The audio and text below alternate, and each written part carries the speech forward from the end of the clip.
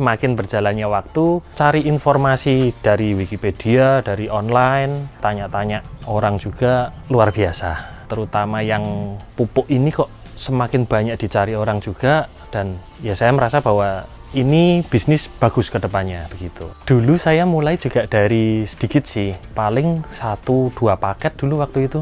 Kemudian saya kembangin lagi jadi 5, kemudian saya cari tanah sendiri, kemudian saya kembangin di sana sampai sekarang kurang lebih ada 25 atau 28. Ya dulu jatuh bangun sih, sempat pernah ada beberapa masalah airnya nggak bagus, gagal panen, kemudian banyak hama, sampai setahun itu masih belum mengerti benar tentang cacing. Tapi karena banyak belajar jadi tahu caranya ngatasinya. Kurang lebih tuh cacing tuh makannya harus banyak, harus lembab, dia suka dingin gitu-gitu. Sekarang bisa jalan lancar sih.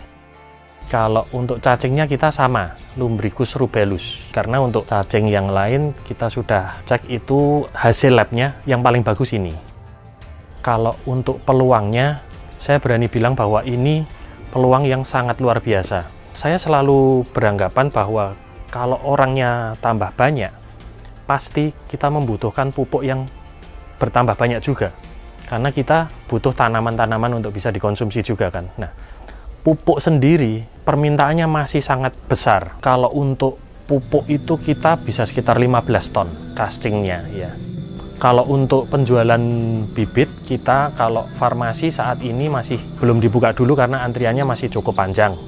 Kemudian kalau untuk pakan ternak itu kita ada sebuah ekosistem gitulah ya kita sebutnya ya. Jadi kita menawarkan sebuah bisnis, jadi kita akan ajarkan caranya seperti apa, kita dampingi sampai bisa, kemudian nanti hasil jadinya pun kita bisa terima.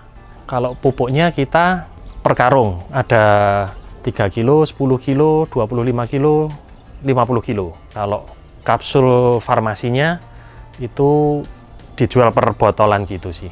Untuk pupuk kita sudah bekerja sama dengan beberapa perusahaan besar, bahkan salah satunya termasuk yang terbesar. Permintaannya itu kita masih belum bisa mencukupi semua untuk kuotanya. Dari beberapa pulau itu juga sudah minta, termasuk Bangka, Sumba. Nah itu masih sangat besar permintaannya. Kalau untuk olahan yang farmasi nanti kita bisa jadikan tepung cacing. Saya lebih nyebutnya suplemen ya. Kita mengolah sendiri dari bahan mentahnya, kita masak dulu, kita oven, kemudian setelah kering kita tepung sendiri, kemudian kita kapsul, dan permintaan dari kita banyak sekali. Olahan pakan itu karena kita ambil castingnya, casting itu setelah kita ambil kita tampung di sini, kita masak dulu untuk menghilangkan kutu-kutunya, kemudian kita ayak biar ukurannya sama dulu semua, kemudian kita campur dengan beberapa bahan dari kita, kemudian kita sudah siap jual dalam bentuk pupuk. Setelah di lab itu hasilnya bagus, pH-nya tinggi, CN rasionya juga tinggi, permintaannya jadi sangat banyak. Kemudian yang pakan ternak juga, cacingnya itu bisa kita jadikan pelet ikan dan pelet udang.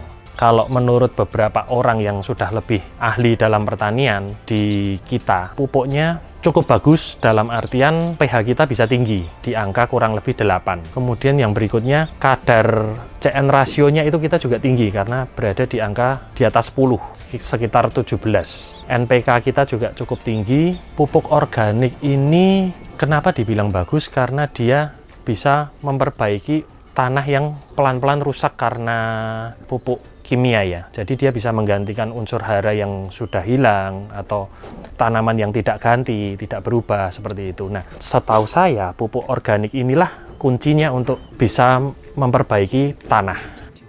Untuk cara budidaya cacing Lumbricus rubellus yang farmasi, itu kita bisa tebarkan dulu media, biasanya mungkin kurang lebih 10 karung media. Medianya kita produksi sendiri, itu fermentasi dari beberapa bahan, salah satunya log jamur, jagung, seperti itu. Dibasahin dulu medianya, kemudian bisa kita tebarkan cacing Lumbricusnya.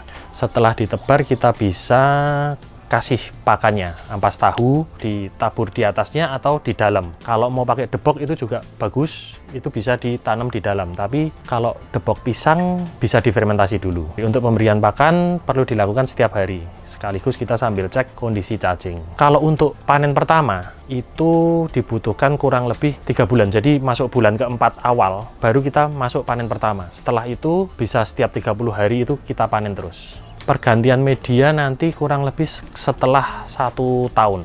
Kendala untuk farmasi biasanya lebih banyak mengundang hama, contohnya tikus. Berpengaruh, pasti berpengaruh, tapi mereka tidak langsung memakan cacing, hanya mengganggu pakannya. Pakannya akan diserang sama si tikus itu sih.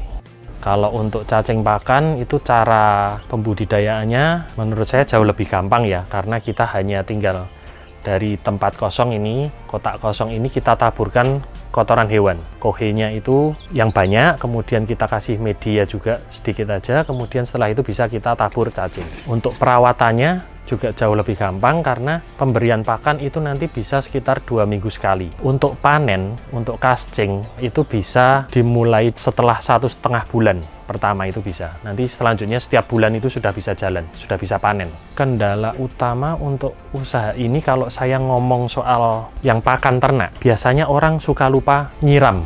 Itu fatal sekali. Kalau kendala lain tidak ada yang berarti sih. Untuk biar tidak kepanasan biasanya agak ditinggiin, jangan terlalu dekat dengan atap, terutama kalau atapnya dari seng atau galvalum. Kemudian jangan sampai kemasukan ayam.